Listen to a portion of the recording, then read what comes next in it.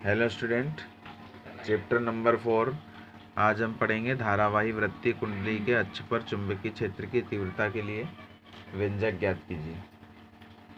जिसके पहले हमने दो आपके डेरिवेशन किए हैं, बायो-सेवर्ट का नियम और धारावाही वृत्तीय कुंडली के केंद्र पर चुंबकीय क्षेत्र की तीव्रता के लिए हमने व्यंजक निकाला था। आज हम वृत्तीय कुंडली के अक्ष पर चुंबकीय क्षेत्र की तीव्रता के लिए व्यंजक व्युत्पन्न करेंगे।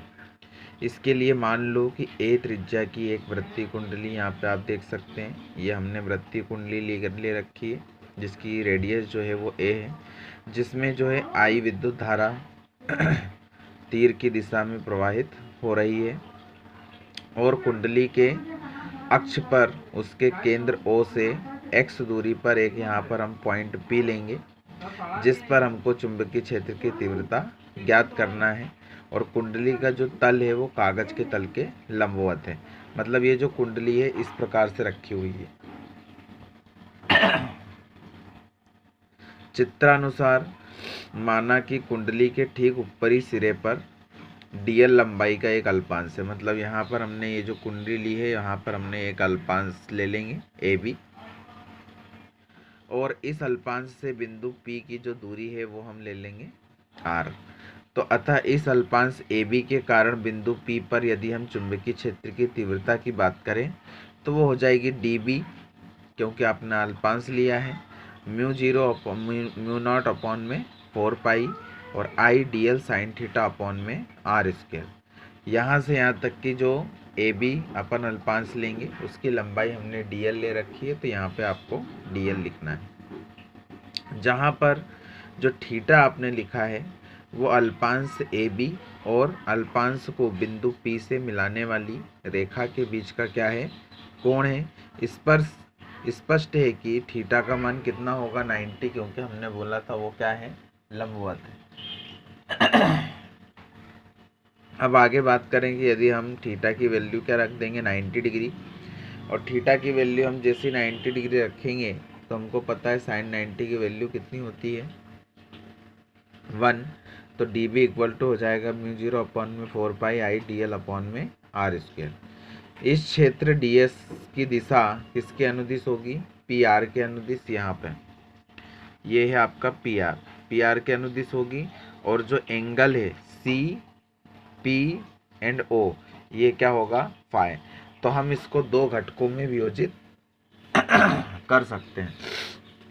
पहला डी बी साइन फाई, ये अक्ष ओपी के अनुदिश ले लेंगे, और डी बी कॉस फाई वो अक्ष ओपी के लंबवत पी एन दिशा में। यदि कुंडली के ठीक निचले सिरे पर, मतलब जैसा आपने ऊपर अल्पांश लिया था वैसे कुंडली के ठीक निचले सिरे पर व्यासाभिमुख इतनी ही लंबाई का अपन एक और अल्पांश ले लेंगे एडेस बीडेस। तो इस पर अल्पांश के कारण भी बिंदु पी पर चुंबकीय क्षेत्र की तीव्रता कितनी आएगी, d B equal to mu 0 upon में 4 pi I D l upon में आर स्क्वायर।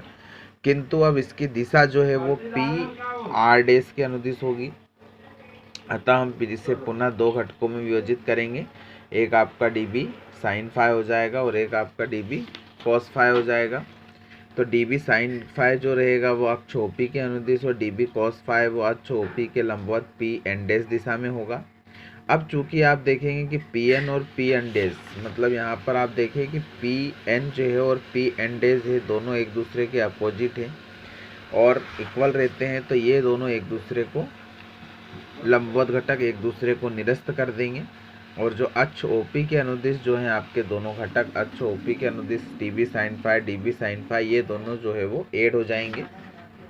तो यहाँ पर आपके पास उसको हम सिग्मा लगा देंगे। अब सिग्मा आपको इसलिए लगाना है क्योंकि देखो वृत्तीय कुंडली के कारण बिंदु पी पर अक्ष के अनुदिश चुंबकीय क्षेत्र की तीव्रता, तो यहाँ पर 1 2 3 जितने भी अपन अल्पांश लेंगे उस प्रकार सभी का क्या हो जाएगा, यहाँ पे सिग्मा आपको लगा देना है सीमेन, तो डी बी साइन फाई हो जाएगा। और साइन फाई जो होता है उसका फार्मूला लंब अपॉन में कर्ण। अब यहाँ पर लंब क्या है और कर्ण क्या है, तो आप देखेंगे थीटा ये फाई जो लिखा है उसके सामने वाली भुजा ये लंब हो जाएगी, 90 के सामने वाली ये कर्ण हो जाएगी, तो उसको लिखेंगे ए अपॉन में आर। और डी बी की वैल्यू हमको पता है म्यू नॉट अपॉन में 4 pi I D L R square into में ए के अपॉन में आर। अब जो कांस्टेंट रहेंगे वो आपको बाहर कर देना है। सिग्मा में सिर्फ क्या जुड़ेगा, जो आपने अल्पांश लिए हैं dl, और हमको पता है कि पूरा जो वृत्त रहती है, वृत्त की परिधि, वो क्या हो जाएगी 2 पाई r होती है, लेकिन यहाँ पर हमने रेडियस a ली है तो ये 2 पाई a हो जाएगी। तो आपको यहाँ पर उसकी वैल्यू रख देना है, अंदर मल्टीप्लाई कर देंगे तो आ जाएगा 2 pi I a square upon में r क्यूब।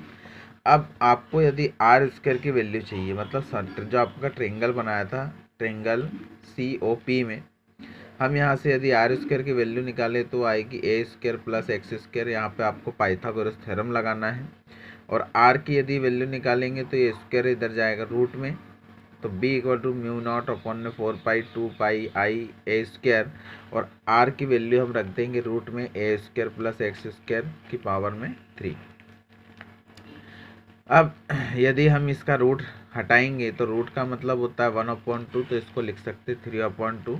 और यदि कुंडली में जो फेरों की संख्या है वो अपन n ले लें तो आपको यहाँ पर n लगा देना है। तो यही धारावाही वृत्तीय कुंडली के अक्ष पर चुंबकीय क्षेत्र की तीव्रता के लिए आपका व्यंजक है। डेरिवेशन ये भी थोड़ा सा मतलब हिंदी इसमें ज़्यादा है, लेकिन डेरिवेशन ये भी अब सिंपल है और ये भी पेपर में आया हुआ है, तो ये भी आपका मोस्ट डेरिवेशन रहेगा। इसको आप अच्छे से, मेन चीज़ है इसका आप डायग्राम समझें कि डायग्राम के अनुसार आपको करना क्या है। सबसे पहले आपको वृत्तीय कुंडली लेना है, उसकी रेडियस a लेना है, इसके केंद्र O से x दूरी पर आपको एक बिंदु पॉइंट P लेना है। इसके बाद आपको यहाँ पर AB एक अल्पांश लेना है और इससे r दूरी पर एक बिंदु P है। फिर इसकी दिशा PR के अनुदिश होगी, उसको हम दो घटकों में विभाजित करेंगे, dB sin phi dB cos phi. और व्यासाभिमुखी में हमको फिर एक और आपको अल्पांश लेना है A डैश B डैश, इसकी भी यहाँ से यहाँ तक की रेडियस r होगी, और फिर इसकी जो दिशा होगी वो PR डैश के अनुदिश होगी, उसको भी हम दो घटकों में विभाजित करेंगे। ये दोनों आपस में कैंसिल हो जाएंगे और dB sin फाई जितने भी आएंगे उनका आपको सिग्मा कर देना है और आपका आंसर आ जाएगा।